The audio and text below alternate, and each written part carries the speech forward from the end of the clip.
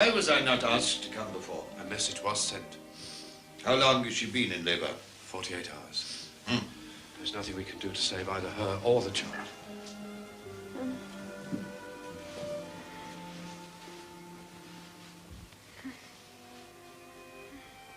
Pulse is quite strong. How good to hear an English voice.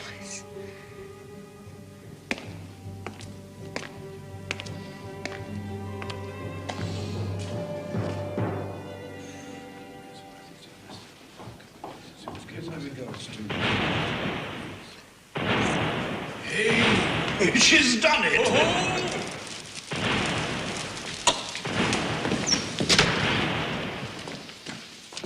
Congratulations, sir. You have a son and heir. Princess, he's sleeping.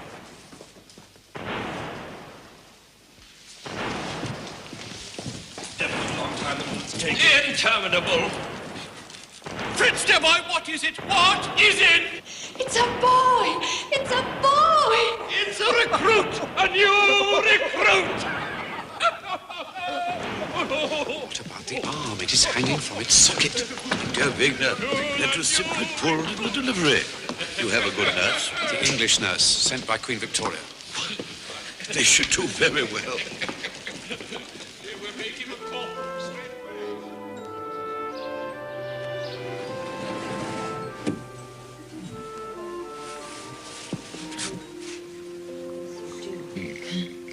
Poor left arm still hangs.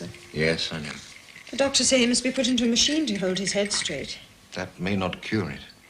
Oh, yes, Fritz, it will soon be mended. It must be. Anyway, apart from that, he's healthy. And intelligent. There you are. Thank you, Mom.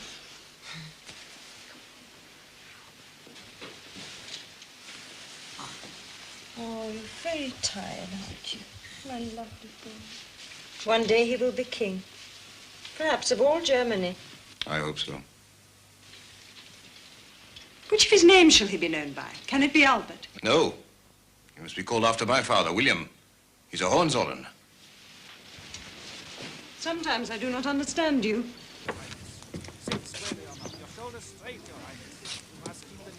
Will he rides without stirrups? To help him gain his seat. He'll never be able to... He's fallen. He's not hurt. Don't you think it's rather... It's the only way. His balance is so bad. If the poor arm can't be cured, he must learn to act as though he had two good ones. He's falling again. I think that's enough, don't you? No, Fritz. William must learn to ride and ride well. In his position, it's essential, and he mustn't be pitied.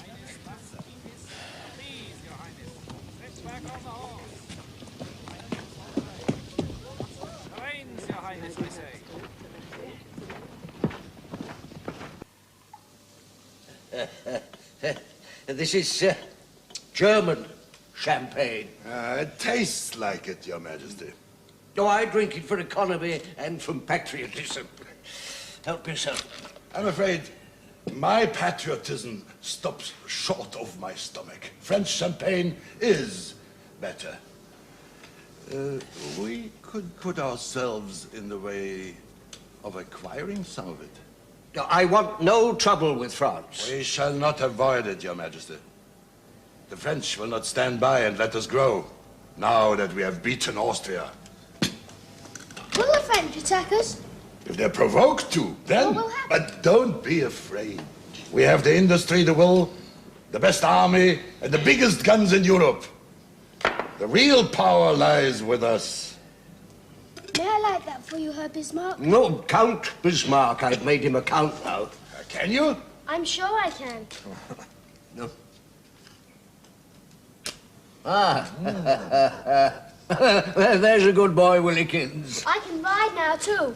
And one day I shall be King of Prussia and Emperor of Germany and ride at the head of my troops. Oh, don't be so restless. You wobble the table. It's not very strong. I can. Now, I don't agree with you. We can never match France. We can if all Germany joins her force behind ours. And she will if the French attack us. And we shall win, Your Majesty, and be the unchallenged leaders of Europe. I want no part in it. There's no logic to it. Politics are not based on logic, sir. They are the capacity for choosing the most useful way. I want to reign here in peace. Why has Grandpa gone? Have you offended him? Oh, no. Elderly gentlemen sometimes have trouble with their bladders. How will you manage? My bladder? To make war with France. Oh. We shall name your cousin, Prince Leopold, heir to the Spanish throne. The Spaniards will be glad to have a Hohenzollern, but the French will object and demand us to withdraw him. When we refuse, they will attack. Well, that's a secret. Huh? 1887. The Hohenzollerns reigned supreme. Living quietly with their surviving children, the Crown Prince and Princess were excluded from power and politics by Bismarck and the Emperor.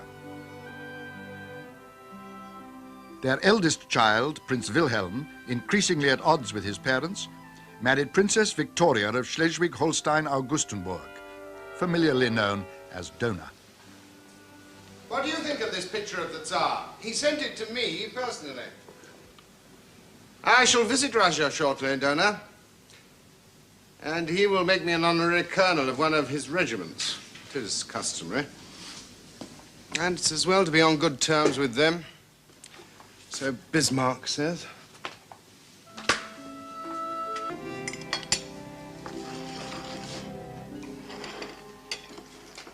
And when my grandfather dies, will you serve my father? If I'm spared to. Oh, I'm sure you'll be spared, but you don't admire him, do you?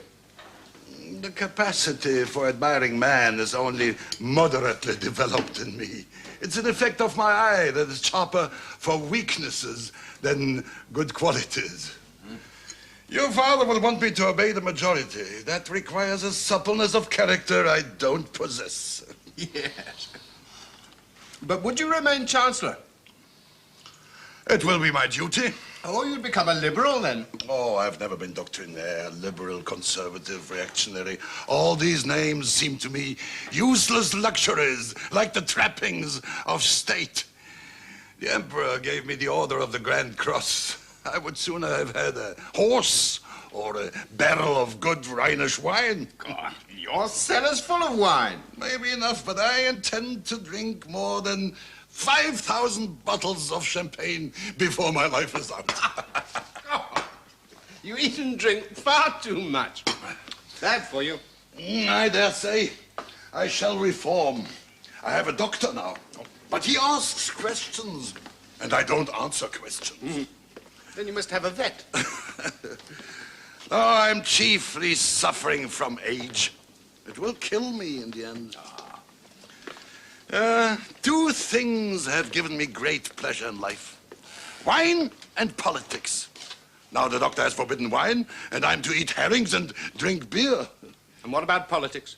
There's nothing more to do in our lifetime except hold what we have. Oh, but my dear Prince Bismarck... yes, do smoke if you wish. Thank you. My dear Prince Bismarck, I cannot possibly agree with that. There are always new situations to create. Oh, a statesman can't create anything. He must wait and listen until he hears the steps of God sounding through events.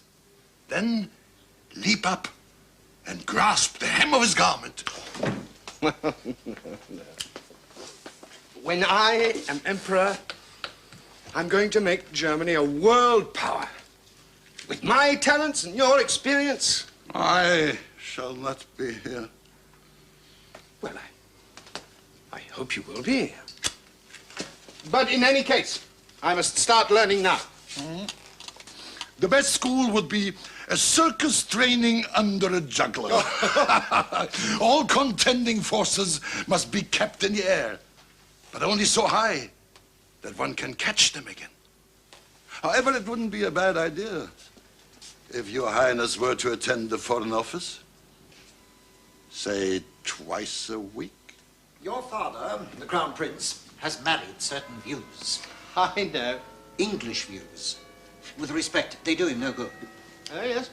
He fails to appreciate that continental Europe is held in balance by a series of treaties negotiated by Prince Bismarck. I see we have more railways than anyone else. Yes. The Chancellor has formed the League of the Three Emperors. Your Highness has heard of it? No. It is a private understanding between His Majesty, the Emperor Franz Joseph of Austria, and the Tsar of Russia. And therefore...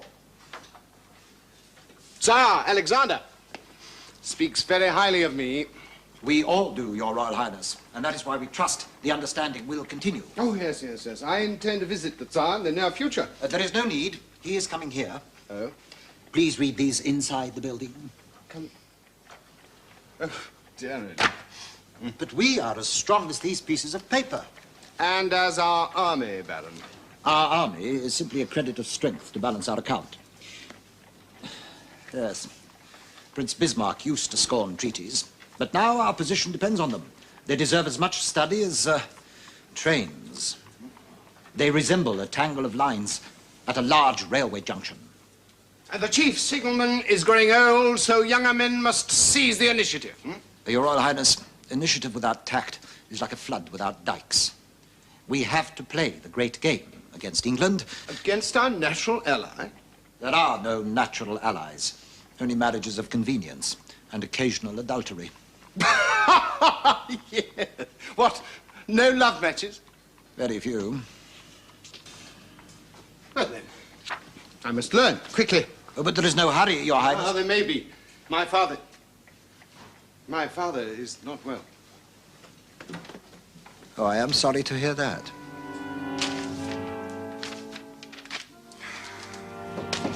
Yes, come in. Good morning, Papa. Willie, what a rare surprise. Why are you wearing that? I put it on as a compliment to Mamma. Very thoughtful of you. I trust I find you well, Papa. I have a cold. You have too many colds. I'm sorry. Ah.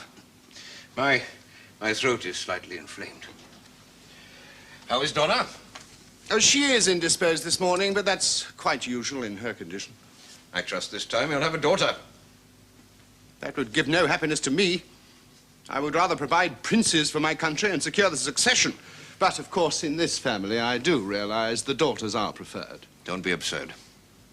And when your mamma gets here, please try not to discuss politics. Oh, it's impossible to discuss politics with Mamma. She knows very little and she always gets angry. Your mamma understood politics when you were in your cradle. I know. And she has the same views as my English grandfather. Who was a great and enlightened man. And who died a quarter of a century ago. I read one of his memoranda in the Foreign Office this morning. Where? You read? Where? Well, I thought you knew. I know nothing. Well, Prince Bismarck has most kindly arranged for me to be attached to the Foreign Office. Nobody consulted me.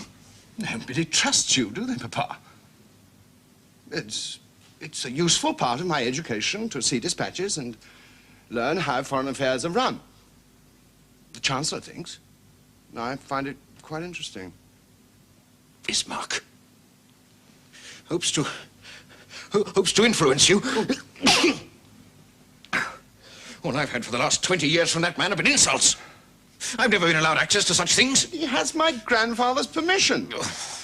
The Emperor is simply looking to the future. The future, thank God, is not entirely in your hands. It is your mother's and my daily prayer, Willie, that I shall live long enough for you to grow into a stable and serious man before you have to rule. You are not ready, Willie. Ah, Mamma. Really, dear. Your grandmother would be pleased. Oh, my darling. We are honored, my dear, to have our son with us here today. He has spared us some of his valuable time at the Foreign Office, where he's been learning to take over the affairs of the country. What is this? Papa is offended by what seems to be a perfectly normal arrangement. Prince Bismarck thought that in my... Prince Bismarck has arranged for Willie to have access to Foreign Office dispatches. Willie, to see dispatches? Yes, Mama. I can't stand endlessly in the wings of the theatre of life. I am an adult and I'm second in succession to the throne. You are an extremely immature, conceited young man. Your father has been serving his country faithfully for the last 30 years, and he has never been allowed near the ministries. You must write to Prince Bismarck at once. My father has a serious throat infection. The doctors say it may be malignant, but they can't be sure. Of course, these fellows never are. Grandmama is sending for a specialist from England, someone called Mackenzie, but no one here thinks much of him.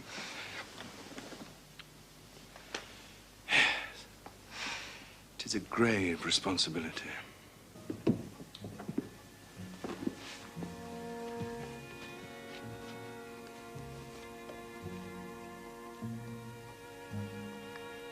So, Crown Prince is dead. No, Your Majesty. He's ill, but still alive. Young Willie can but sign my letter. Yes, I think so. I'll publish an edict. Do that, that's good.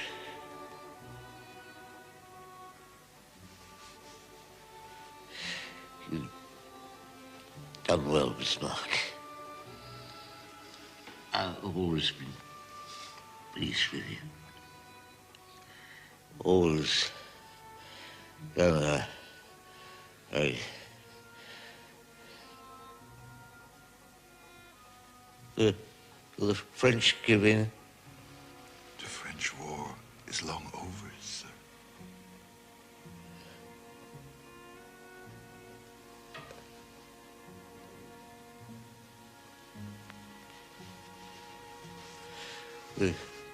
Please pass me that.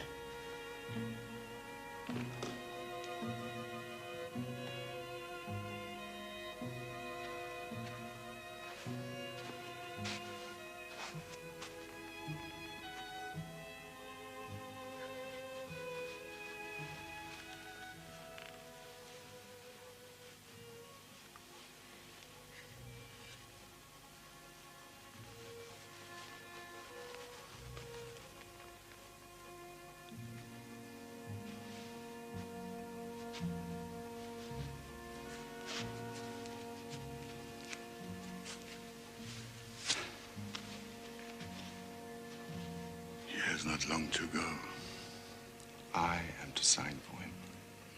Until your father can. Oh, he never will. I understand there's an old Prussian law which states a man who cannot speak cannot rule. Rubbish. Well, in any case, my father hasn't long to go either. I've drafted a letter to be sent to the German princes on my accession. Have you read it? Burn it. We can put on our watches, but time doesn't go any faster for it.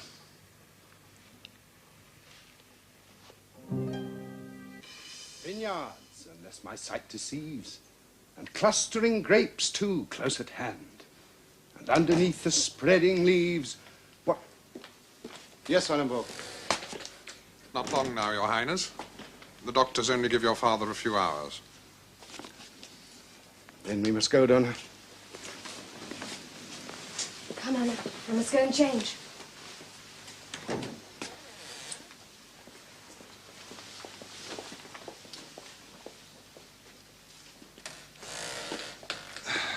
There may be a plot. Oh, your mother, you mean? And what does Prince Bismarck advise? He's sitting on the fence as usual, biding his time. But he'll support you. Yes. Oh, this stupid attempt of hers to try and cause trouble. She wants to send all my father's documents to England. His letters, papers, private journals, they belong to me. Then take them. How? You'll have the military. Arrest my own mother? Well, Your Highness, that may not be necessary, but... The army shall do it.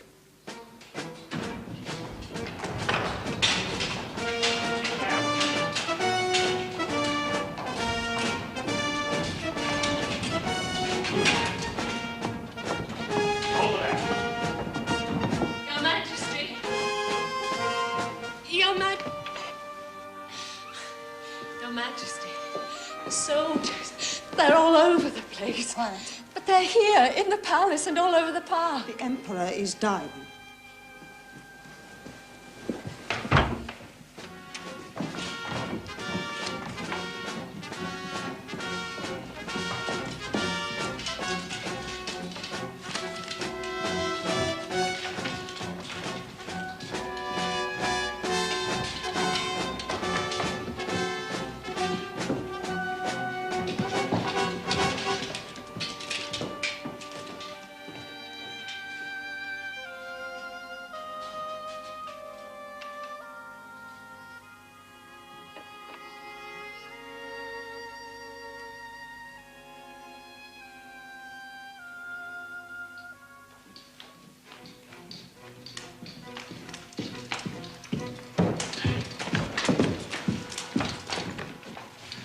I've come to see Papa. He is dead. He's dead. He's dead. I know. I have come to pay my respects. Where are his papers?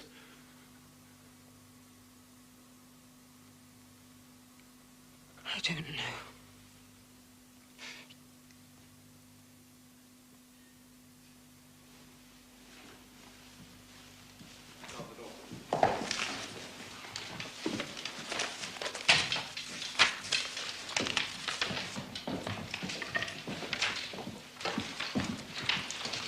What are these soldiers? They're my men.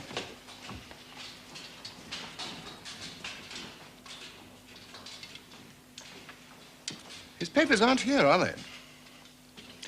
Where are yours? You know where my desk is. You had no softness for me.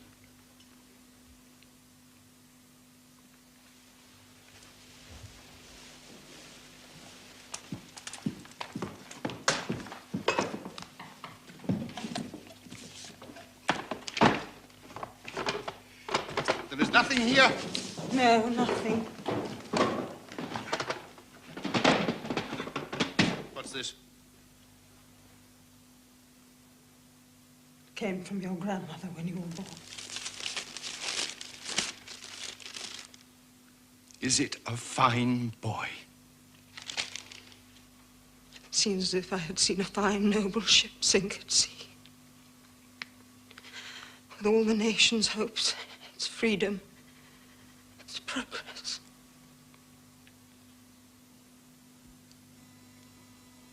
Go to your room, Mama!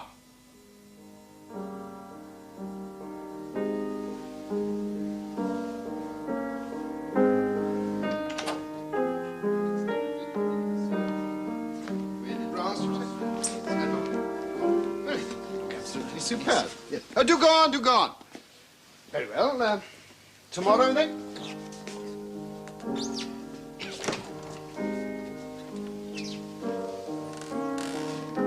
I'm building a yacht to race at cows.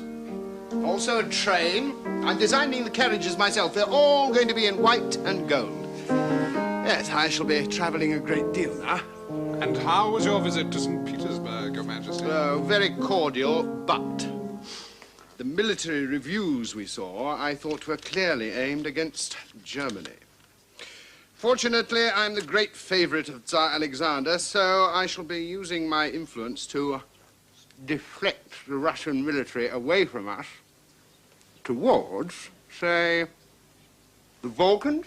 Against Austria? Mm-hmm. Prince Bismarck won't agree. He's not here, is he? He's just an old man sitting at home by the stove. Oh, I have great respect for him, of course. I grew up as a child and sat on his knee. I'd have given my life for him. But now, well, I'll let the old bounder snuffle on for a few more months and then... Yes. I will not be put down like an old dog. Russia is the enemy, gentlemen. Therefore, we must be strong and united, and above all, we must have good morale. Now, for example, these miners in Westphalia. are on strike. They're overworked and underpaid. I intend to make the owners provide better wages and conditions. There's a ministry for that. I wish to be king of the poor, Chancellor, as well as of the rich, like my illustrious forebear, Frederick the Great. Mutineers, get the police out and shoot them. And plunge us all into civil war? I don't intend to start my reign by shedding the blood of my subjects. Well, what do the rest of you say?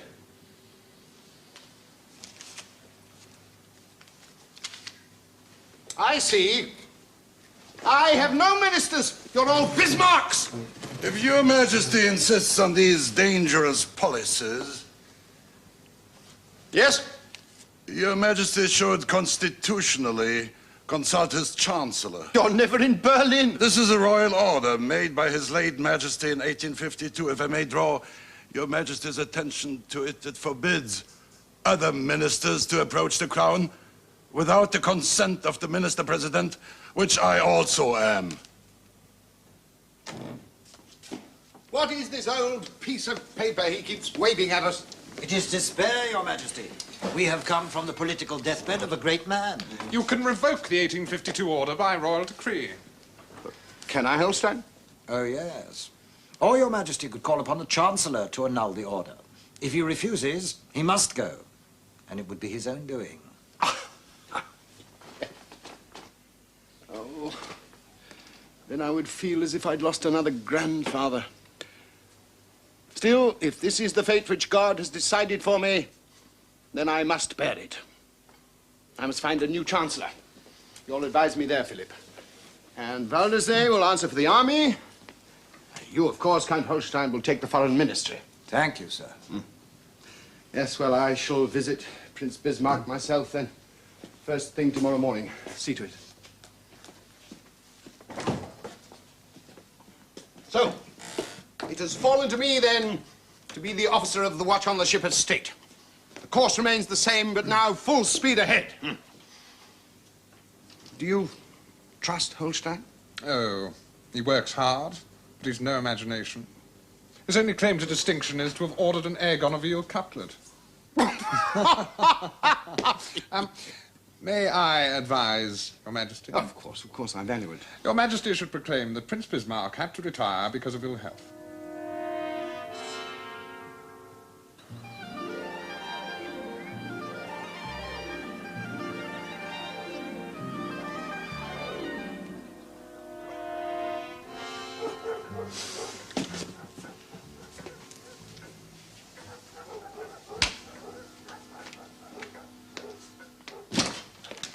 Your Majesty. I have been waiting for half an hour. I had no idea. I sent you a message. Nobody told me I was in the garden playing with the dogs. Oh, it doesn't matter. Will Your Majesty please sit down? No. I have a busy morning. I see that you are not exactly overwhelmed with the business of state. Oh, I see all the necessary papers every evening after dinner. I sit and go through them. Everything is referred to you. Too much. It's too much. Yes, I agree. Too much. Has anything gone wrong? Something considerable to carry Your Majesty here that early? I feel imperfectly shaved and incorrectly dressed. Please, do Your Majesty sit down. I prefer that we stand. You have invoked the order of my royal forebear? It was a law made to establish the position of the First Minister. Which I will now revoke. Your Majesty doesn't intend to diminish the chancellorship. I have the power to. Do you wish to sign it? Or will you still oppose me? I oppose what is unwise. I have served you, your father, your grandfather, but Your Majesty wishes to do everything. I wish to be obeyed. Oh, you find any number of people who will obey. You can be like the Tsar and rule through decrees. I stand for good government. And I do not. Just because you are elderly, do not suppose that you may speak as you wish. You're speaking as two men. I as the old, and you as the young one. But man to man, your powers stop at my door. Then who is to rule Germany, the Emperor or his Chancellor? The two together. But I will not serve in chains. I am your sovereign! I've worn my yoke long enough for better masters. You may take my papers if you want to cover it up!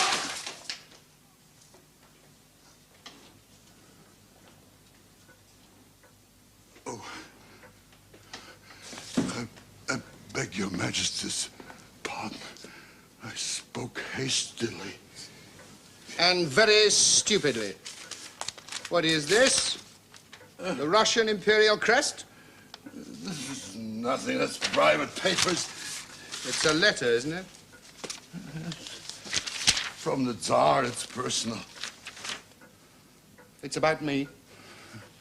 His Imperial Majesty honors me with his confidence. Why should he write to you about me? It's conversation. He is a badly brought-up boy of bad faith. It's his opinion. I will not have it. In future, all state affairs are to be referred to me. Your Majesty expects me to resign? You may write your letter when you wish. I will accept it. I'm not ungrateful, but I'm not a child. I'll say you are ill. But I am Bismarck! Your Majesty! We can arrive at some arrangement. Kaiser Wilhelm arrived at 6 o'clock.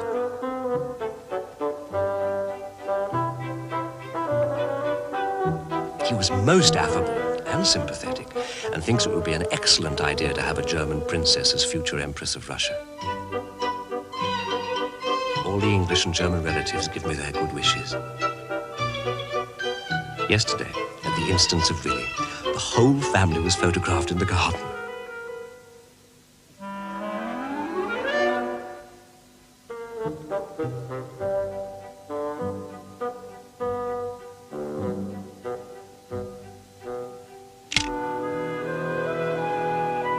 This morning, Wilhelm had a talk with Alex while I stayed in the next room. Nicky! Go and talk to her. No.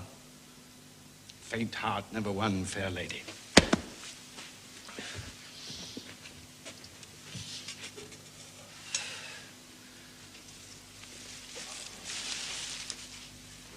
Dearest Nicky, since you were good enough to express your unmitigated delight and pleasure with the last painting I sent you, I'm sending you another one. I designed it myself. It was executed, of course, by Herr Knackfuss, our court painter. I can't tell you how admiring he was of my design. It represents you and me standing sentinel over the apostles of the true gospel in the Far East. For that is clearly your great task of the future, to cultivate the Asian continent and to defend Europe from the inroads of the great yellow race. In this, you will always find me by your side, ready to help you as best I can. 2 days ago, I got a report that the Japs are clandestinely arming the Chinese behind our backs. They are sure to rouse Chinese hopes and inflame hatred against the white race in general, and will constitute a grave danger to your rear in case you should have to face a Jap adventure on the seashore. Begging your pardon for the liberty I have taken, I hope the Admiral of the Pacific will not be angry with the Admiral of the Atlantic's signals, who is always on the lookout on your behalf. Ta-ta! Best love to Alex from your devoted friend and cousin, Willie. Admiral of the Atlantic. Where are we going to put it? I really don't like it, Nicky. It's worse than the others. I'll find a corner for it. How many more is he going to send? Can't you tell him we have enough? Well, it's a bit difficult. I wouldn't mind, you know, if he only represented himself on the book. Why does he have to include you? Come in. What? All of it? All of it. The whole squadron? The whole squadron. Including the flagship? Including the flagship. Including the admiral. Including the admiral. All at the bottom of the sea. Those little yellow men. Don't wait upon formalities, do they? Well, Russia will have to send out the Baltic fleet to reinforce what is left in the Pacific. They'll have to go halfway around the world to get there. Yes, well, we'll offer to coal it. We can do that? It'll annoy the British. Sink the British. Japanese are their allies, not mine. Still, there are questions of neutrality. My dear Boulot, there may be questions of neutrality for you, but monarchs must stick together. I see this. I see this as far more than just a little war 8,000 miles away.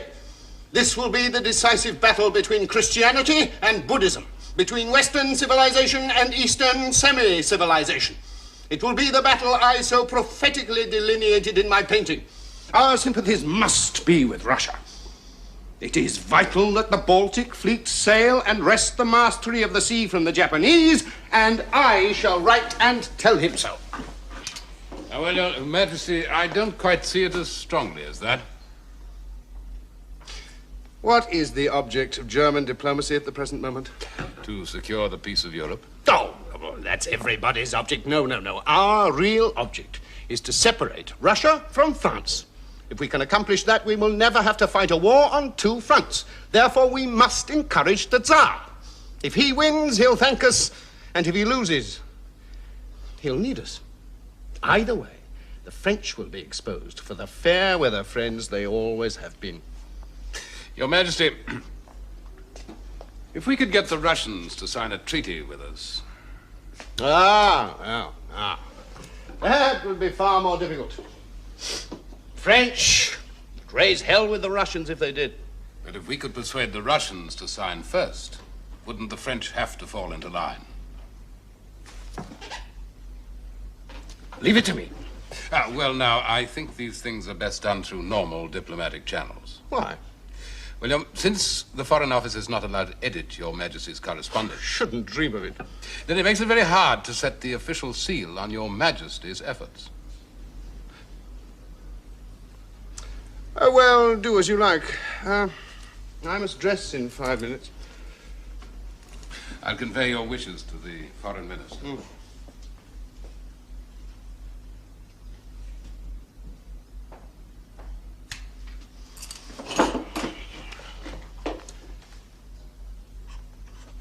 Dearest Nicky, the outbreak of hostilities has had sad consequences for your brave navy, which have deeply moved me. How could it be otherwise, seeing that I am a Russian admiral, and proud of this rank, too? I can well imagine how sore your heart must feel that all your pains to secure peace were of no avail. I had an interesting conversation about the war with the French military attaché. I told him I thought it astounding that the French have not sent their fleet down to keep Port Arthur open till you send the Baltic fleet, which I'm sure you will send out soon, thus restoring to you the command of the sea. I pray heaven may shield and protect you and all your family through coming times. Warmest love to Alex and your mother from your most devoted friend and cousin, Willie. I'm sending you another painting executed by Herr Knackfuss, but designed by myself, since you were kind enough to say how much you liked the last one. It's meant to be allegorical and shows what the combined might of Russia and Germany could achieve. What a brave sight your Baltic fleet must be making on its long journey to the Pacific. And what a fuss the English are making over the incident at the Dogger Bank. It was perfectly natural for your admiral to mistake those English fishing smacks for Japanese gunboats. His broadside salvos just show how alert he was. Of course, the English will make of it what they can. It seems to me that if you and I were to stand shoulder to shoulder in the face of English and Japanese arrogance, France would have to join us by virtue of her obligations to you. Ta-ta. With best love to Alex, your devoted friend and cousin, Willie, Admiral of the Atlantic. The only way, as you say, would be that Germany, Russia, and France should at once unite upon arrangements to abolish English and Japanese arrogance. Would you like to lay down and frame the outlines of such a treaty? As soon as it's accepted by us, France is bound to join us. And what a coup that would be. Didn't I say there might be some value in monarch speaking to monarch? I'll deal with it at once. Draw it up yourself. Let's keep the Foreign Office out of it. Germany, Austria, Russia, and France. Even Bismarck never thought of that one. Dearest Nicky. Virtually the whole Baltic fleet sunk without trace. 8 battleships, 7 cruisers, 6 destroyers. A journey of 18,000 miles, taking 6 months to complete, and the Russian fleet ends at the bottom of the sea within an hour of reaching the Straits of Tsushima. The war is over.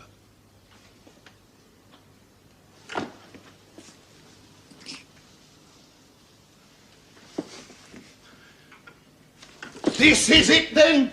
This is the moment to catch him. He'll be in the doldrums. Poor Nicky. But it's right. Germany and Russia, it's right. I shall invite him to meet me at my hunting lodge. Just the two of us, no ministers, nothing. I shall begin by reminding him how France, his ally, has done nothing whilst we have done all. And then... And then, my dear Wilhelm, the talk turned to England and how the French have flirted outrageously with her. The Tsar hung down his head dejectedly and said, "That is too bad. What shall I do in this disagreeable situation?" I felt then that the moment had come. I reminded him of that draft treaty we had discussed a few months ago. "Oh, yes, to be sure," he said. "I remember it well, but I've forgotten the contents of it. What a pity I haven't got it here." "I possess a copy," I said, "which by an extraordinary chance I happen to have in my pocket." He caught me by the hand. "Show it to me, please," he said, and his dreamy eyes lit up. I drew the envelope from my pocket and laid it before the Tsar. He read it quickly. I sent up a fervent prayer to the good God that he would be with us in this moment and guide the young monarch right. Then the Tsar looked up and said quietly, "This is quite excellent. I quite agree." My heart beat so hard I could hear it, but I pulled myself together and said quite casually, "Should you like to sign it? It would be a very nice souvenir of our meeting." He ran his eyes over the document again, and then he said, "Yes, I will." I flung back the cover of the inkstand, handed him the pen, and he wrote in a firm hand, "Nicholas." I signed my name under his. He folded me in his arms and said, "I thank God and I thank you." Bright tears stood in my eyes. It was an historic occasion.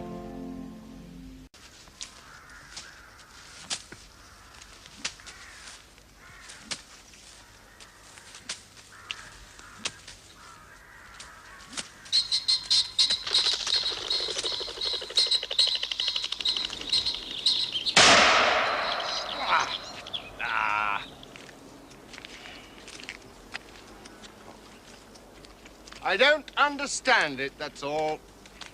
Not only do I not understand it, I don't agree with it. If your Majesty tried to understand it, you might find yourself able to agree with it.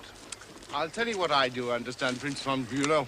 For 20 years, at the request of my ministers, I have paid court to the Sultan of Turkey. I've flattered him. I've made speeches to him. I've listened to his horrible jokes in his horrible German. Now you tell me he's no longer important. He is less important. Because the Austrian alliance has suddenly become more important? If Austria makes war on Serbia, Russia will come to the aid of the Serbs. They'll be like two old ladies shaking their umbrellas at each other. Russia is not prepared for war. The French will have to come to her aid.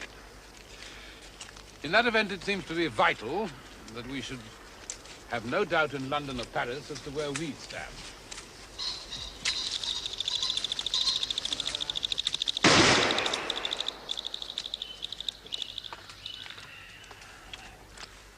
I find it very difficult to conduct this conversation while your Majesty is so absorbed in slaughtering chickens. You've had your holiday. I cut it short to return here because of the crisis. Then it's a pity you didn't cut it short earlier. I might then have had the benefit of your advice when Isfolsky was here. As it is, I had to tell him we'd do what we could to calm things down in Vienna. We'll do what we feel is necessary. If you want my frank opinion, I think Ehrenthal behaved like a damned fool. I agree. You should have consulted us. But the situation has gone too far for recriminations. We shall have to support him up to the hilt. That may mean war? We're ready for it if it comes. Our talks with the Austrian High Command are well advanced. And what about England? Well, we can't be sure what England will do, but it's of no consequence. Their army would have no impact on the continent of Europe. That's true. They couldn't even win the Boer War properly. Do you know I told Uncle Bertie how to conduct that campaign? And he just laughed. It's understood, then, that we give our full support to Austria? Well, if we must support them, we must. Whatever we do, Germany will get the blame. Everybody always blames Germany, which of course means me. Blame the Kaiser. That's the game everybody knows. After 6 decades of beneficent rule, it has pleased the Almighty to call my exalted uncle, His Majesty and King Franz Joseph, to a higher station. Rent with anguish, pain, no, anguish. The hearts of our people stand beside his final resting place, ever grateful for his fatherly love, his sublime spiritual values, his ever-present sense of duty, his goodness and passion for peace. It will be our task to pursue the aims of our late great emperor and to continue his noble life's work to keep the peace. Ever to keep the peace. Ever. Always provided that neither existence nor honor of the monarchy is threatened. Very good. And to dedicate our life exclusively to the welfare of our peoples. We shall show the same love to all our peoples, regardless of class, faith, and religion. Legally recognized religion, perhaps. A good point, Willie. Yes. Yes, legally recognized religion. High or low, rich or poor, before our throne, all will be regarded as equals. In fraternal love, the people of the monarchy, bound together by tradition. You don't exaggerate, Franz. You really do have the most beautiful roses in Europe. Do go on. That's all for the moment. I intend to round off the text when, well... When the tragic event occurs. to write the final draft at this point before what might to some appear tactless. callous. Oh, my dear friend, your uncle is 84. Thank you. It's perfectly correct to be prepared for the worst. And you really think this text adequate? More than adequate. Well, perhaps a few ingratiating phrases such as holding on to what we have, whatever the cost. They like that sort of thing, you know. And the mob? As ruler of Germany, I've never found it disadvantageous to be popular with the mob. Surely, Willie. Popularity cannot be the first prerequisite of the monarch. No. An emperor needs to be feared. I shall expect my orders to be carried out, not discussed. Uncle has sacrificed everything to be popular, to be liked. And the result? Crumbling empire. Quite. Even so. Unfortunately, Willie, to be ingratiating is not a gift which the good Lord has seen fit to bestow upon me in a very generous measure. Oh, well, you underestimate yourself, Franz. Surely with a wife as charming as the Princess von Hohenburg. Oh, my dear Willie. Nothing. But nothing during your visit here has given me greater pleasure than the affectionate respect which you've shown my darling Soph. Oh, but the Archduchess is absolutely delightful in every way. I insist that you bring her with you to Berlin when you next visit. Thank you. Thank you. Oh, no.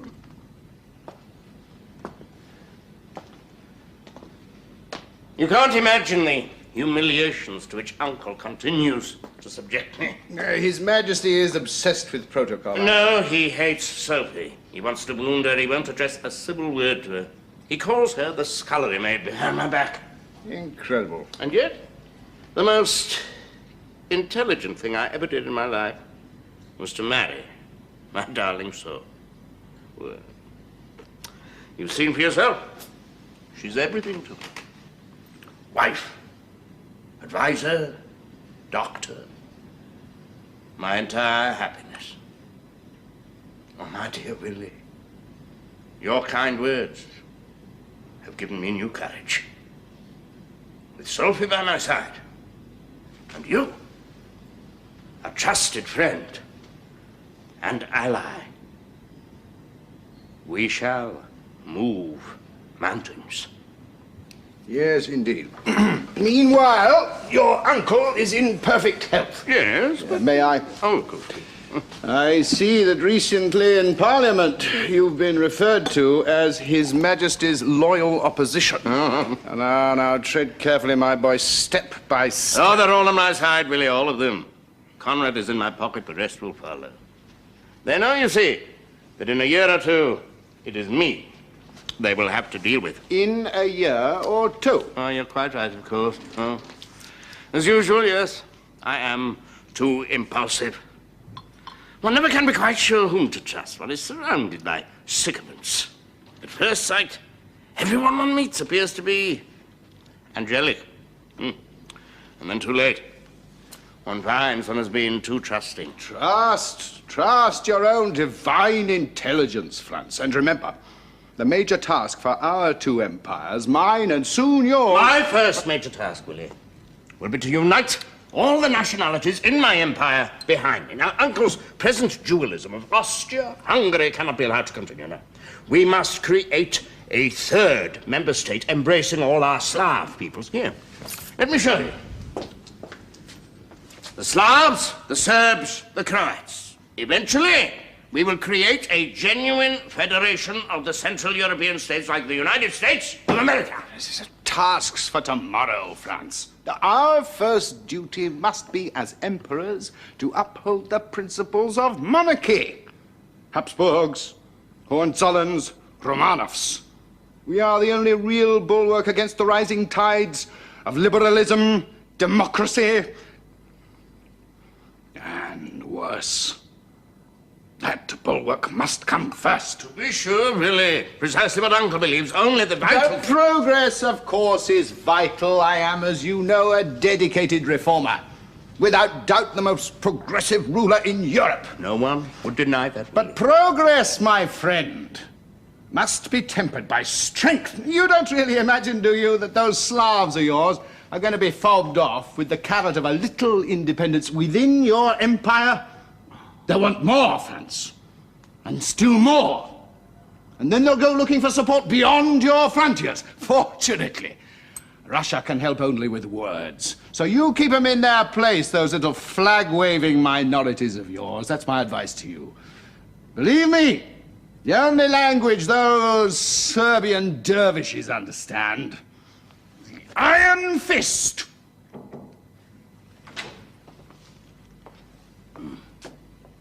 Your Imperial Majesty, Your Imperial Highness, luncheon is served.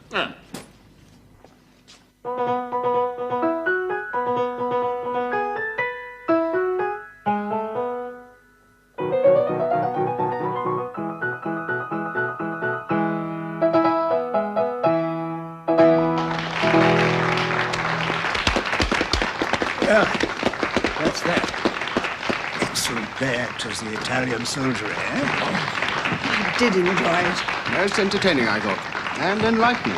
I already prophesied a great future for the Connecticut when I was visiting New York. Did you indeed?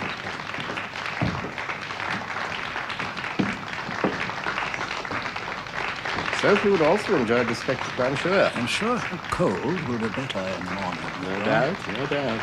Diplomatic colds usually clear up overnight. Your wife is a member of the family circle. That is a matter of principle.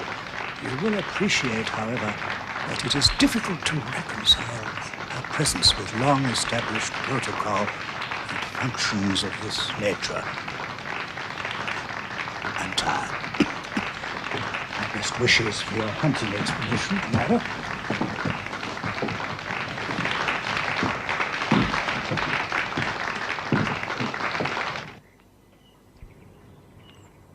What's the delay, Codwitz? Your Royal Highness, Your Imperial Majesty. It's quite intolerably hot, Cotwitz. You're aware that I can't stand the heat. Makes me ill. The hottest summer for 32 years, Your Royal Highness. You can't change the weather, Cotwitz, but you can produce the quarry. Kindly do so.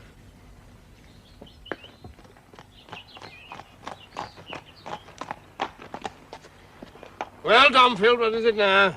From Colonel Bardell?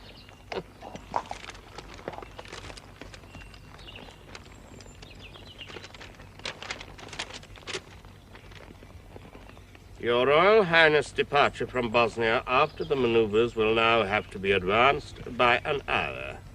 Incredible. Otherwise, it will be impossible to make the proper train connections. Kindly inform Colonel Bardolph at my chancellery that should he further spoil our taste for our Bosnian journey by these constant inconveniences, he can hold his maneuvers without me. And tell him further that I've decided to set a day aside, June the 28th, for a reception at Sarajevo. This, inform the Colonel, has nothing to do with him. It will be a purely private, non-military affair, with a lady present who deserves some recognition. Understood?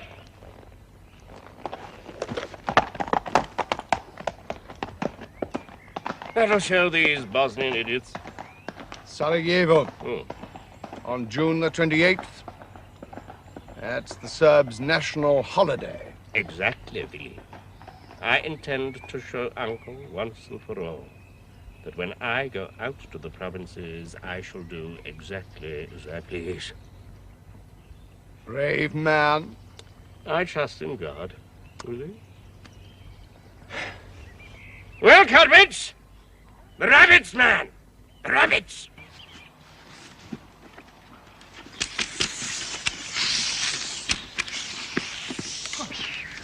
Here they come.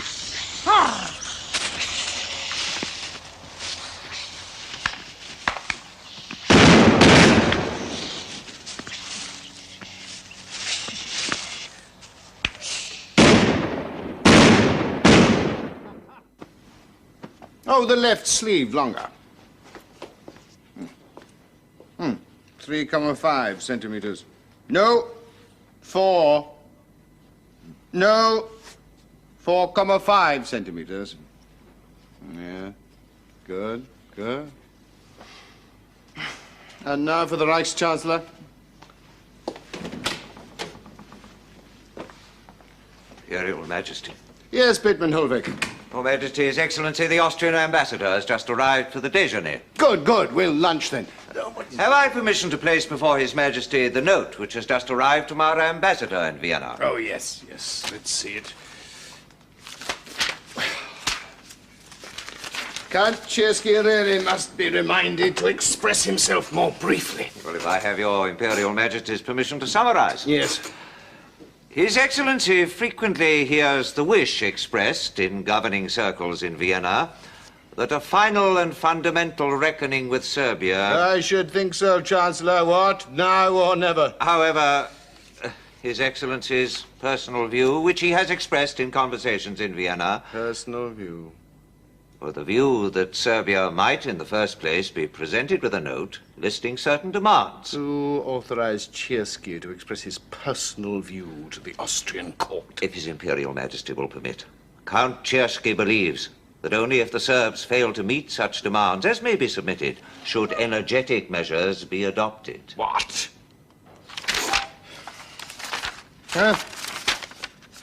I take every opportunity to advise them against too hasty action. None of his damn business.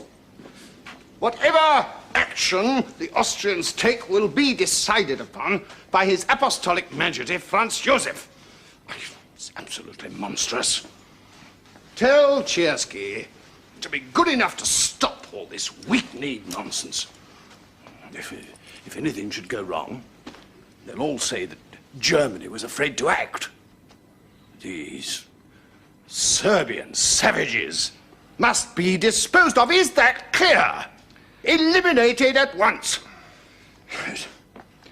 Well, now I'm ready to see His Excellency, the Austrian ambassador. But Imperial At once. Imperial Majesty. Reichschancellor. Excellency. Appalling news, Excellency, appalling. In the name of Germany, allow me to express our most sincere condolences. The Archduke was my very dear friend. But somebody will pay for this cowardly act of murder. On that you may rely. Deeply touched, Imperial Majesty. In the name of His Imperial and Royal Majesty, whose personal note I... Yes, yes, it was received and read and discussed exhaustively with my Chancellor. Our absolute support of the Austrian cause remains a matter of honor. Imperial Majesty is to come. Yes, but we go further. We would view with extreme concern any further delay in punishing the Serbs. Imperial Majesty, my Emperor is no doubt hesitating, rather reviewing the situation with a view to possible Russian reactions. Russia is in no position to take any military actions. And my cousin the Tsar will certainly think twice before provoking me.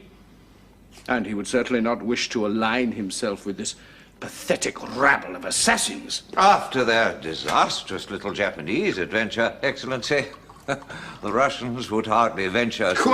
Quite. And as for the French, totally unprepared to my certain knowledge. No heavy artillery, correct? Imperial Majesty. Which leaves us to consider our English cousins, Bateman Holweg. The English, thanks to the wisdom of Majesty's policy, can no longer boast of naval supremacy. You see. In case, now that is to say, should the worst at any time come to the worst where England is concerned... What? Fortunately, Excellency, the English are likely for an unforeseeable period to remain preoccupied with the vexed problem of Ireland. Imperial Majesty, am I to understand that His Imperial Majesty is saying... I am saying, Excellency, that by now your armies could have been in occupation of Belgrade. And that would have been the end of the affair. No one would have dared to interfere. As all Europe knows, I am, first and foremost, a man of peace. But there are limits. I am not entirely naive as to the consequences of war. But even you, Excellency, will agree, will you not, that there does come a time when a great power, Austria, Hungary, can no longer merely stand by, but must reach for the sword. But, Imperial Majesty... So, convey my deepest personal regard to your Emperor. We consider our part in this affair to be now at an end.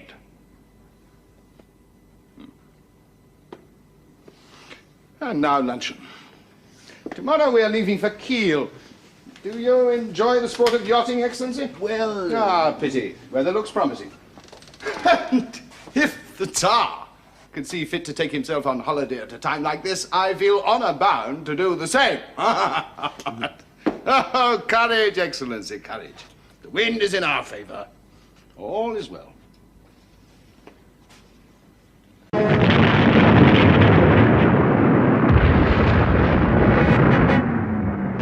After 2.5 years, the most devastating war the world had ever known reached a stalemate, and the casualties on both sides were close on 12 million dead. To the Allies, the supreme warlord of Germany, Kaiser Wilhelm II, was portrayed as a foul monster, a living symbol of German aggression. In reality, he was a man older than his 59 years, tired and beaten by events which had escalated far beyond his ability to control. A sick, ailing Kaiser whose grip upon his country's destiny was slipping rapidly through his fingers. He had made his supreme headquarters at the great country house of Pless. His chancellor, Bettmann Hollweg, Field Marshal von Hindenburg, his chief of staff, General Ludendorff, and Admiral von Holzendorff await his decisions on policy and strategy. Field Marshal. Your Imperial Majesty. General. Majesty. Admiral. Majesty. And Wittmann Hollweg. Your Majesty. Well, what instructions do you have for me this time?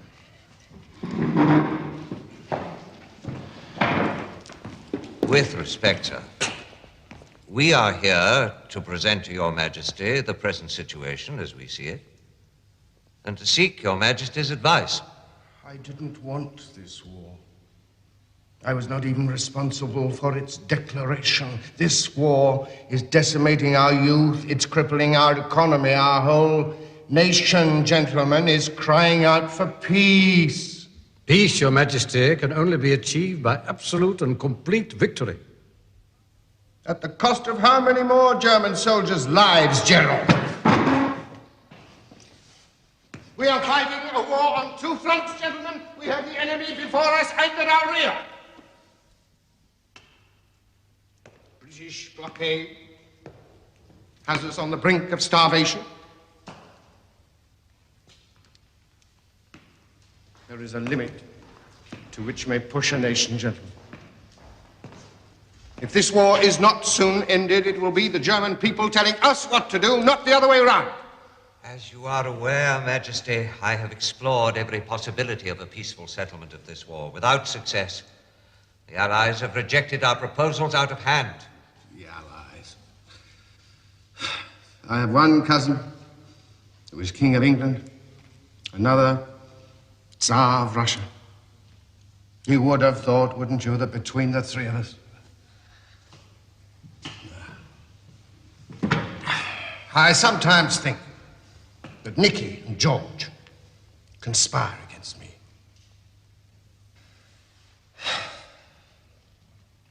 I tell you, gentlemen, if my grandmother was still alive today, she would never have allowed this. From a purely military point of view, Your Majesty, our armies and the enemy's can hold their positions on the Western Front indefinitely. It is time we had a radical reappraisal of our strategy. Indeed. For with every day that passes, the enemy grows stronger by building up supplies, raw materials, food. Within 6 days, Majesty, I can have 6 flotillas of U-boats commanding the sea lanes of the North Atlantic. I give you my word, Majesty, that the German Navy will bring England to her knees within 4 months. And America into the war within 4 weeks. Possibly, Your Majesty. We must be prepared for that threat. You make all these proposals, gentlemen, but it is I who must accept responsibility for the final decisions. It's too much for any one man. With the utmost respect, you have not heard all our proposals. As Your Majesty rightly pointed out, we are fighting a war on 2 fronts. The Russian front must be eliminated. Do you think, Field Marshal, in the years that you were a general in the field and knew nothing of what was going on behind the scenes in the Wilhelmstrasse, that I was not conscious of that fact? We are all deeply sensible of your foresight, Majesty. With Russia out of the war, I can release 122 divisions from the east, more than doubling our strength on the Western Front and enabling us to mount a major offensive. Ludendorff? A breakthrough.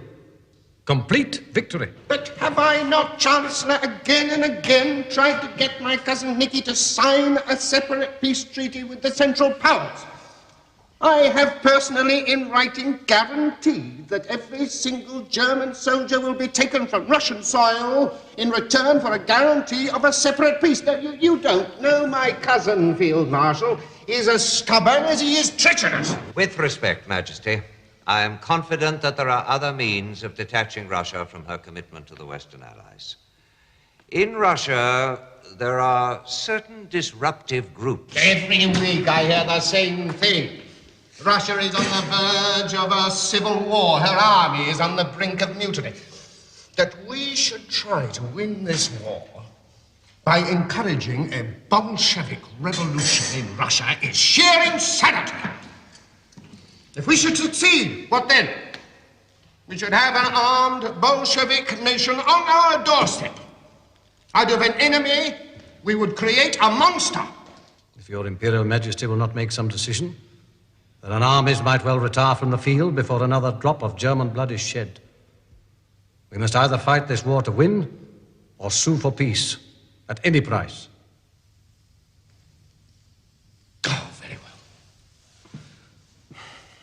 But I place the responsibility for this on your shoulders, gentlemen. Very well. Admiral, you may have your unrestrained submarine warfare. And the day hostilities cease on the Eastern Front, Ludendorff, you may have your complete victory. What dreadful tea this is. Where does it come from nowadays? Our own reports from Russia indicate that there is increasing disaffection with the war and that the Bolsheviks are demanding an end to hostilities. I've always assured you, Chancellor, that should the Bolsheviks come to power, Russia will be out of the war. Quite. But they are urgently in need of organizers and political agitators. And the most experienced of these are exiled abroad, mostly in Switzerland. Then the sooner they're in Russia, the better. The only problem is how. They will not be permitted to travel through Italy or France. The Allies are not likely to encourage a Bolshevik revolution. Then they must be transported through Germany. It is the only way, Chancellor. That, too, presents certain problems.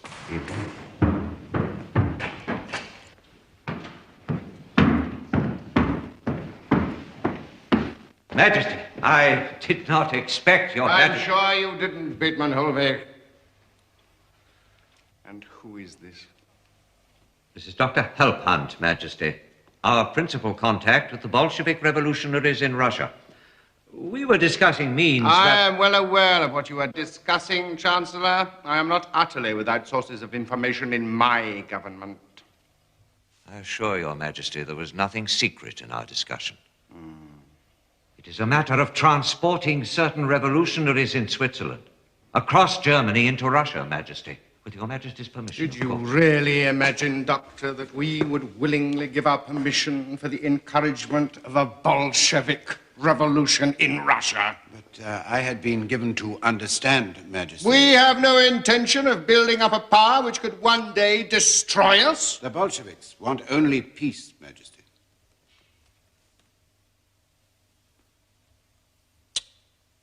On whose terms?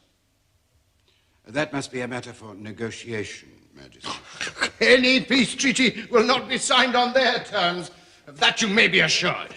I am confident that they are aware of that, Your Majesty. We shall drive a very hard bargain, Doctor. One that even the Bolsheviks, however much they may desire peace, will find hard to swallow. Our interests in the wheat fields, the oil fields of Eastern Europe are very ambitious. Their first consideration, Majesty, is peace. Without peace, there can be no revolution. I think you will find them willing to listen to reason. And these Bolsheviks in Switzerland, by all accounts an assorted lot. Are they reliable? As far as I'm concerned, there is only one man that matters. He has been planning this revolution for 30 years. He is bitterly opposed to the war, and he has the support of the Bolsheviks, who, in turn, have many supporters in the army and navy. Do you think that he will agree to this suggestion? He is in a difficult position. Open support from the German government could politically be extremely embarrassing for him. But on the other hand, he is determined to return to Russia by any means he can. And secrecy is most important. It is imperative, Chancellor. And you, Dr. Wilhelm, what is your interest in this little plot? I am a socialist, Your Majesty. I will be happy to have played any part in bringing about a socialist revolution in Russia. A revolution which you hope will then spread all across Europe? That, I fear, Majesty, is only a matter of time. If the German military plight were not so serious, I would forbid any action of this kind. And I have Your Majesty's permission to proceed. With the greatest reluctance.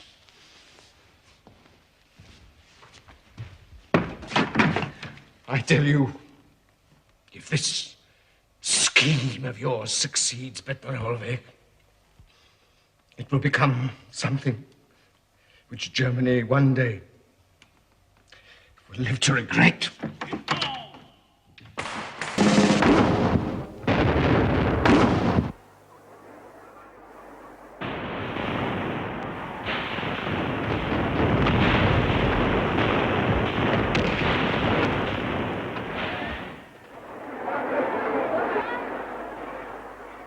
In October 1917, Lenin and the Bolsheviks seized power in a confused and exhausted Russia. They wanted no part of the imperialists' war and signed a separate peace with Germany at Brest-Litovsk in March 1918. But meanwhile, unrestricted German submarine warfare had caused the Americans to enter the conflict on the Allied side. In Austria, where the funeral of Franz Josef marked the end of an epoch, the new Emperor Karl appealed to the Germans to make peace before it was too late. His armies were beaten and his empire disintegrating.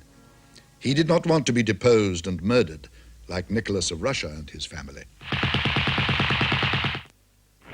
In the spring, the Germans launched a major attack on the Allied line, but the line held and the British counterattacked with hundreds of tanks. The German army reeled. On August the 14th, the Kaiser summoned a council at Supreme Headquarters, which was located in the former Grand Hotel Britannique at Spa in occupied Belgium. Headquarters, attention! Good morning. Guard, be armed! Good morning.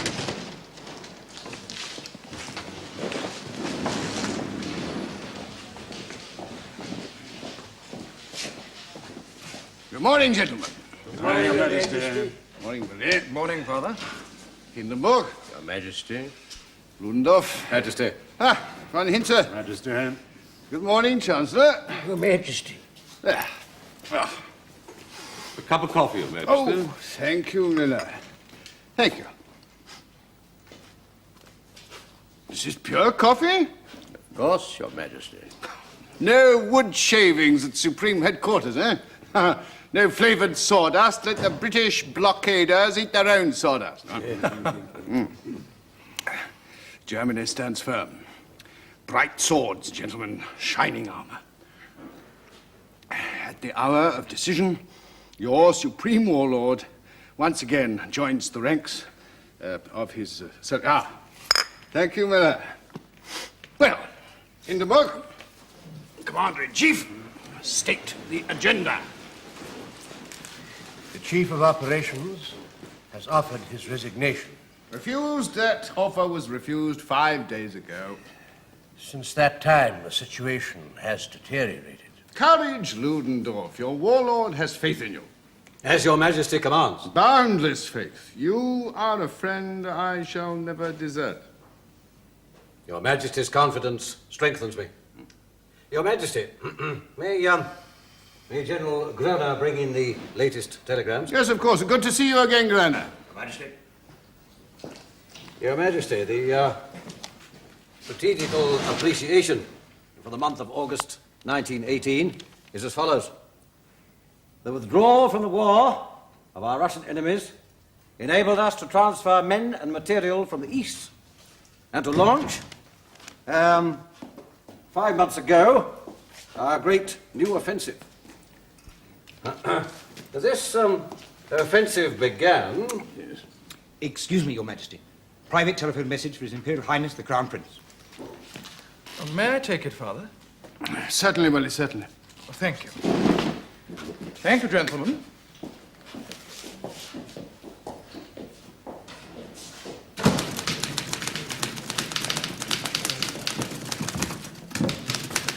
Over there, if you please, Your Imperial Highness. Thank you. Switchboard Corporal, transfer. Crown Prince speaking. My darling, is this wise? I insist that you obey me. Obey your Crown Prince. Now, of course, I love you. No, I will not repeat it. Very well, I will repeat it. I love you more than my wife, and when I see you tonight, I'll thwack your little bottom.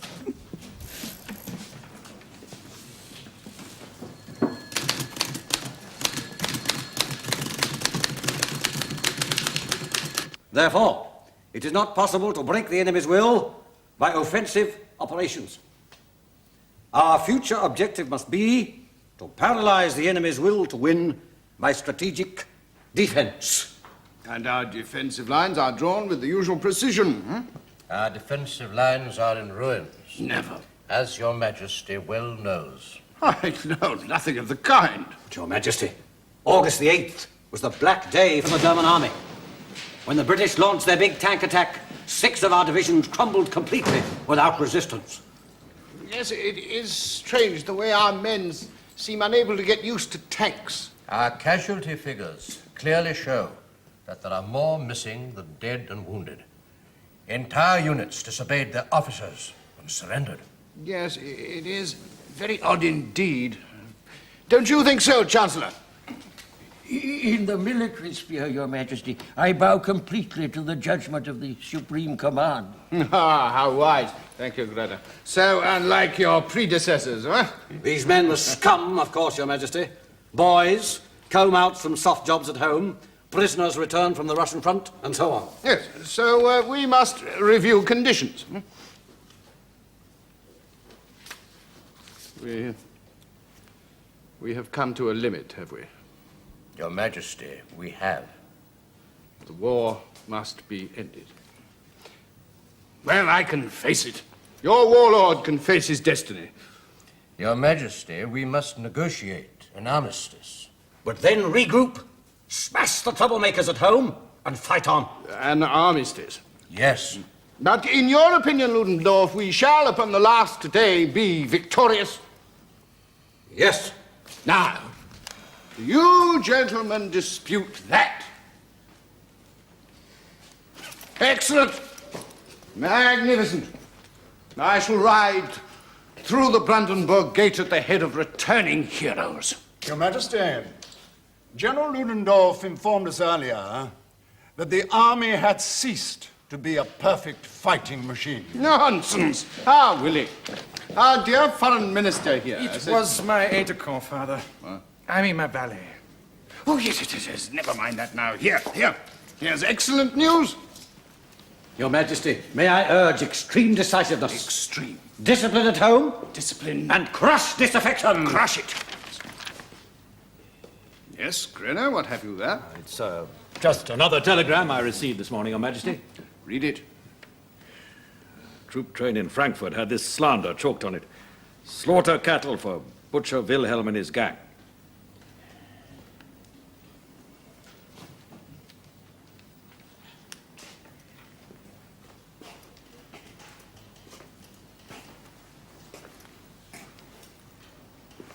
How can they say that?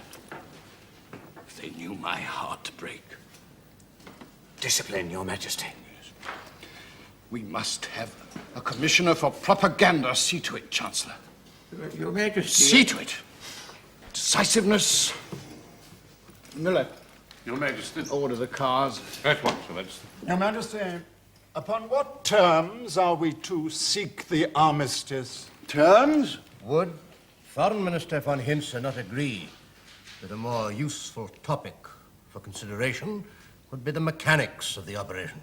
Field Marshal, as a mere politician, I bow to your political skill. Mechanics? Simple. Ask the King of Spain. Or Queen Wilhelmina of Holland. Ask the King of Spain. To intercede, Willie. Oh. Yes, decisiveness. Concentration. Where's Muller? Ordering the cars, Your Majesty. Your Majesty, shall we withdraw from Belgium? Withdraw? A tactical armistice will be easier to obtain if we offer to withdraw from Belgium. But our right flank depends upon Belgium. My sincere belief is that the sufferings of Germany have been such that even England and France must concede our right to occupy Belgium. Why even mention Belgium? That business is settled. It is down in black and white. In blood and field grey, Ludendorff. You drive to the station with me, Willie. I want to have a word with you. Of course, Father. Well, as you know, gentlemen, health of the Empress has succumbed to the great strains placed upon it. I must be constantly at her side at Wilhelmshöhe, but I look forward to the outcome of these events with the utmost confidence. Hindenburg. Your Majesty. Ludendorff. Majesty. Von Hitze. Majesty. Your Chancellor, Groener, gentlemen. Guard, present arms!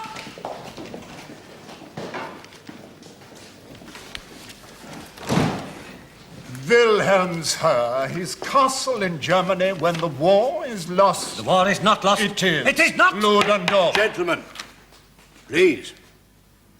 The Emperor has made certain decisions. It is for us to enact them. However we interpret events, gentlemen, let us never forget the Emperor has a truly noble nature. Donor, the fact about Willie's affair is that the woman is a French widow who lives near his headquarters, and, well, although it grieves us, there is a sort of stupid safeness about it. I'm sorry. I just blurted it out. The strain of keeping these facts from you has been very great. I knew about the French widow a year ago. You never told me? No. Was that your duty, Donna? Wilhelm, your advisors are of the opinion that you should return to Supreme Headquarters in Belgium. Now, was it not your duty to inform me? Well, there are some sorrows that a mother should keep to herself. Sorrows of state? Wilhelm, I've no wish to burden you. I know how much I mean to you.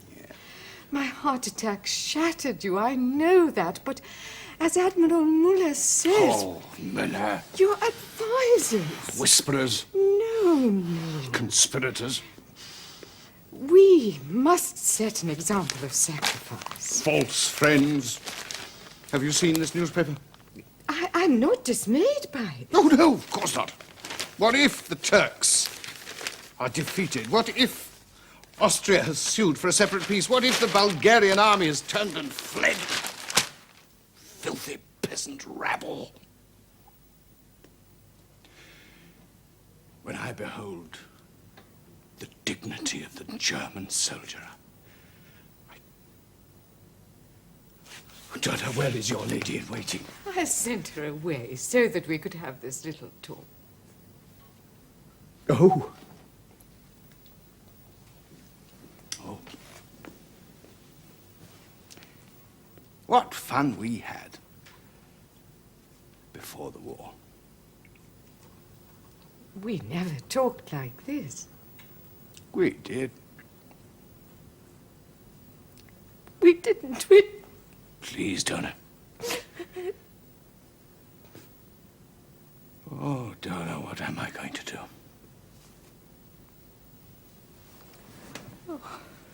do? I had a dream. I saw all our English and Russian relatives and all the ministers and generals of my reign march past, mocking me. Only the little Queen of Norway had a kind word. She would have. God knows I never wanted such slaughter. Shall we say a prayer together? Yes.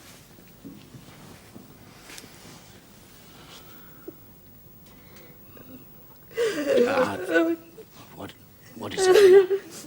Now, please tell me. Please.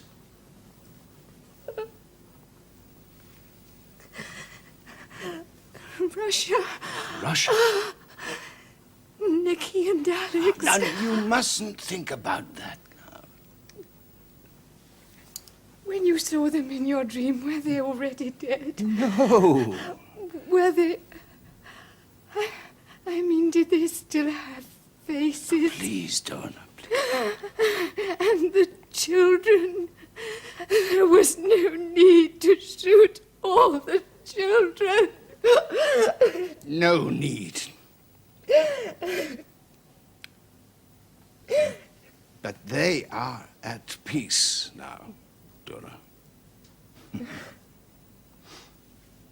Only God can understand these riddles. Amen. Amen.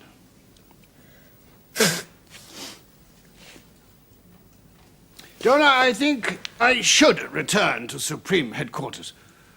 So do I. Yes, my presence there could be vital. I'm sure it could. Yes. Shall I find your lady in waiting? Thank you. I shall miss you.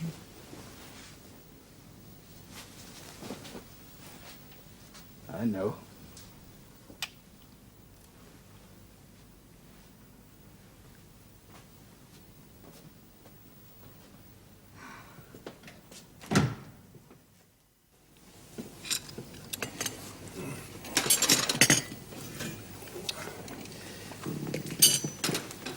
Your Majesty. Oh, yes. Thank you. Ludendorff. Majesty? Don't you drink too much coffee. Now, you ought to consult the specialist who attends the Empress. Is that not so, Miller? Definitely. Oh, yes. The Empress is an example to us all. Your Majesty. Is this another dream? Or are we six friends truly in this room? We are. The army is defeated and we must make a direct appeal for an armistice. Von Hinze, Your Majesty. you must approach the American President Wilson. Wilson's book on the Prussian Constitution offers easy hope of his sympathy. Very true. Now that the old Chancellor has resigned, he should be replaced by a more liberal figure. Yes, well, President Wilson, His attitude to our Constitution is very liberal. Your Majesty should appoint your cousin, Prince Max von Baden, as Chancellor. Max? Yes. He's prematurely bald, poor devil. Admiral Müller.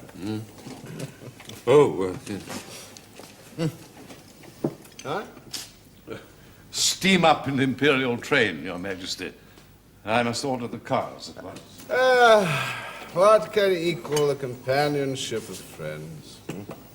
In the old days, you know, I was something of a practical joker. You were? Oh, you suffered, I dare say, Wilhelm. I did, Your Majesty. Oh, yes.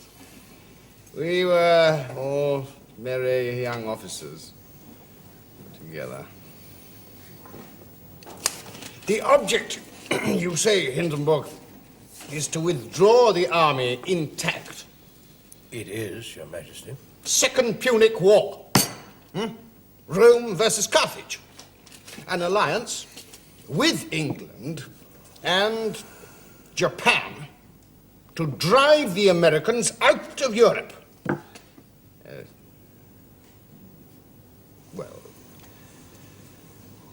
Well, who knows the answer to these riddles? You're a good, honest man, Hindenburg. Do you know it? It is our duty to save our social system. Well, I think these strikes and mutinies are just the work of a few Bolshevik agitators. Your Majesty, will you sign the proclamation here or in Berlin? Proclamation? For the new democratic constitution. If you sign here, we Never! can the contents of your No, Majesty. no, as supreme ruler, I am the instrument of God. There is no provision for political parties in the Reichstag to share in my executive decisions. The Reichstag is a monkey house. And if you don't believe me, go and read President Wilson's book. The alternative to a liberally reformed Reichstag is anarchy. We must save the social system.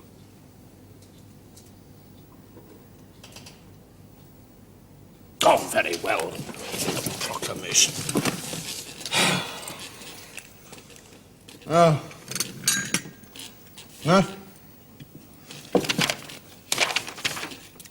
Liberalization of the Constitution. You do realize this means social democrats as ministers? We do, Your Majesty. Vulgar little nobodies. They will accept your cousin, Prince Max, as Chancellor. Oh, will they? Oh, good.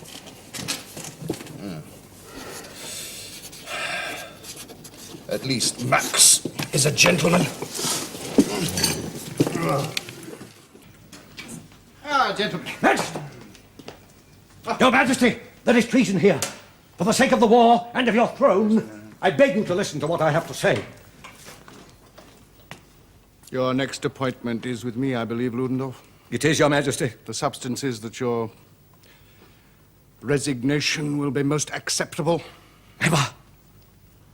To put it bluntly, your recent attitudes have not been helpful to the national sacrifice. Your Majesty, I must repeat for you. I will not dispute. Conspirators! Silence! I will not be silent! Guard! Arrest that man! Conspirators! God save Ludendorff! What? Have you no idea of military discipline? Majesty, please accept my most loyal resignation. That's better. Hindenburg will appoint your successor, General Grenner. Ah! Oh, the lights weren't off for too long, were they? My God! Your Majesty? Is this a thermometer? Yes. Max, have you caught the influenza? I'm afraid I have. We shouldn't be in the same room with you.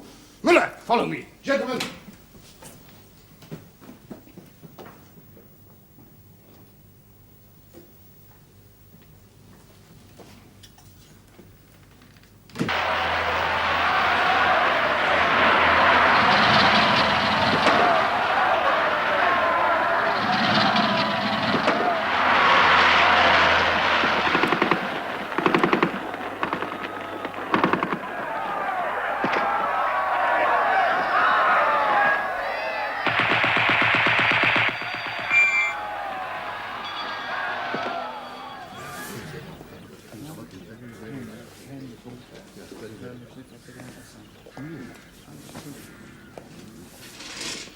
Did you walk over here from Supreme Headquarters? Of course, Your Majesty. Of course you did. Yes.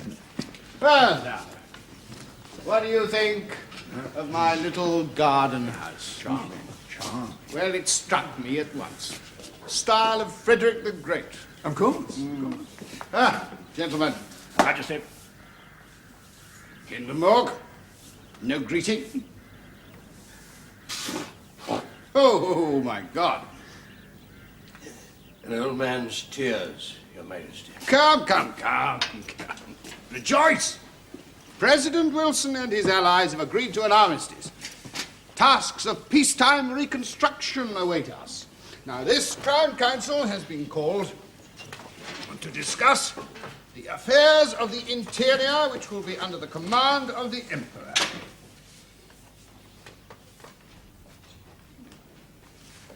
Your Majesty, I beg to be allowed to resign my commission.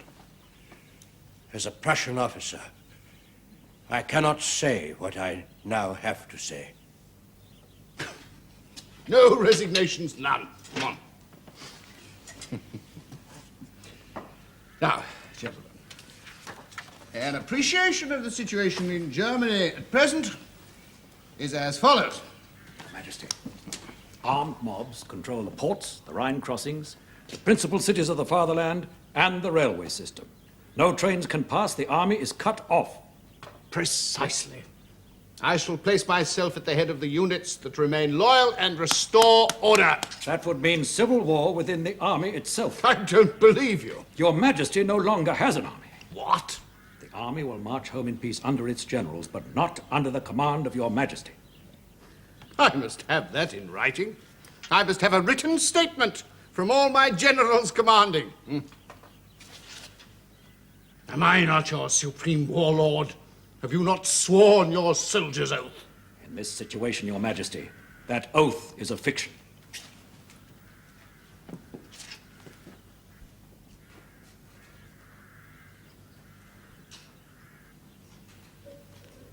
Hindenburg!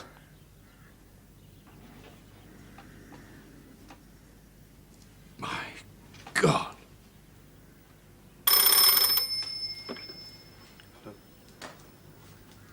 Field Marshal.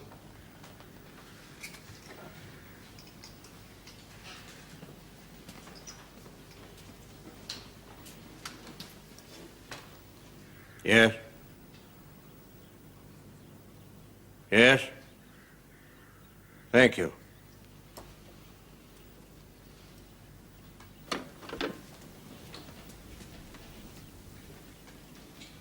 Berlin. All troops deserted. Situation out of hand.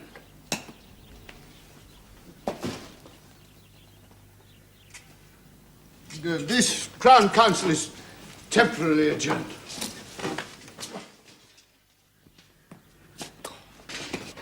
Social Democrats, traitors, conspirators against my dynasty. God knows my willingness to abdicate if that were the true wish of the German people. Oh, I've reigned long enough to know what a thankless task it is. How dare that newspaper say that I cling to my imperial position? All I've done is to pursue my duty side by manly side with the army and with the people. Ah, Willie, my poor boy. Father? And as for abdication in favor of the regency, each one of my sons has sworn never to succeed me in that fashion. Correct, Willie? Correct, Father. So there, gentlemen, so there. So your Majesty has considered the tactics of abdication? Do you accuse me of your own cunning? We could make a better peace without you, your Majesty.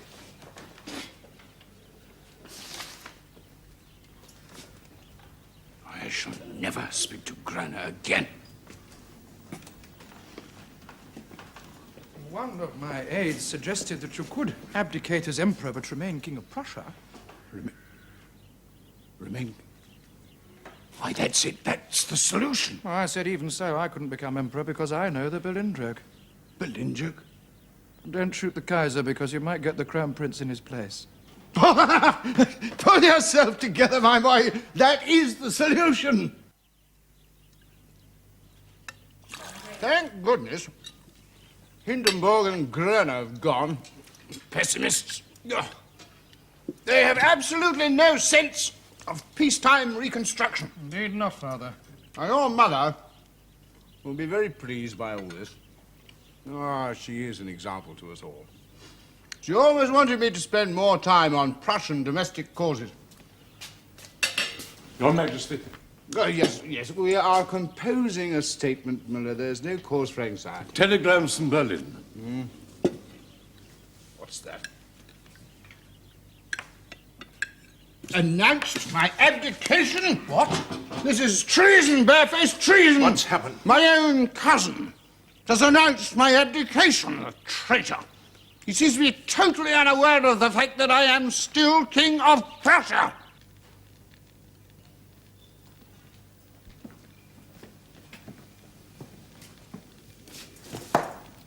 My God, are you back here already? My emperor.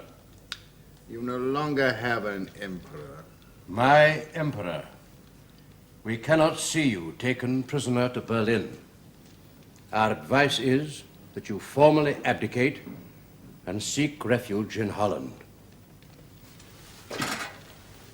Do you think I am afraid to stay here with my troops? No, Your Majesty. I shall put this villa into a state of defense. See to it, Miller. Machine gun posts, trenches where necessary. What will you do, Willie? Rejoin your troops? Yes. Well done.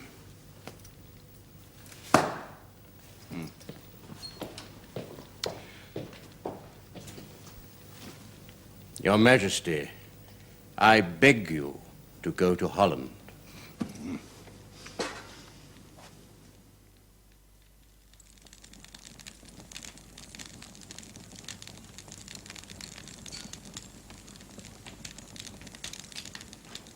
Your Majesty? Is that you, Muller?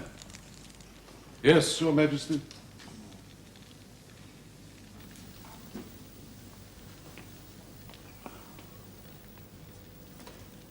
I'm in the depths, Muller. I'm deserted.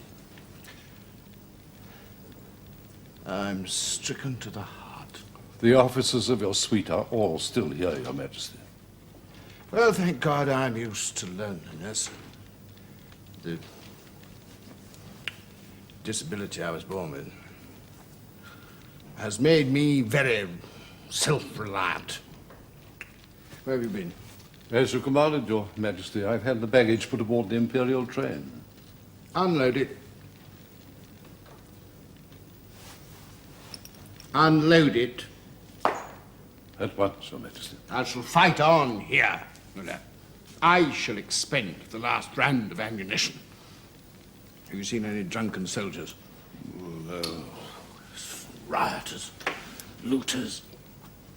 Moral decay of that kind seems to accompany all dynastic catastrophes. Poor Germany. Contemptible, unwashed France. And as for England, Miller, as for England, why do they hate me so much? They do realize, don't they, that their blockade killed more women and children than did my submarines. They do realize that, don't they? Well, thank God, the Empress is safe in Potsdam. She is an example to us all. Oh, yes. Of course she is. The English do know about the starvation and the disease they've caused. They do know about that, don't they? They do know that their hatred is entirely unfair. Well, my courage is unabated. No, I can handle these problems. I have the map of Europe here in my head. Oh, yes, sleeping and waking. if my destiny is to be a tragic one, then let it come. Of course, in different circumstances, I might have been an archaeologist. Something of that kind. As one grows older, these things seem less important. I often think of our plumes, you know. Plumed helmets at the Brandenburg Gate. Where are you going? To unload the baggage, Your Majesty. Well, don't. We'll go to Holland. But no farewells. At least we'll spare the generals that satisfaction.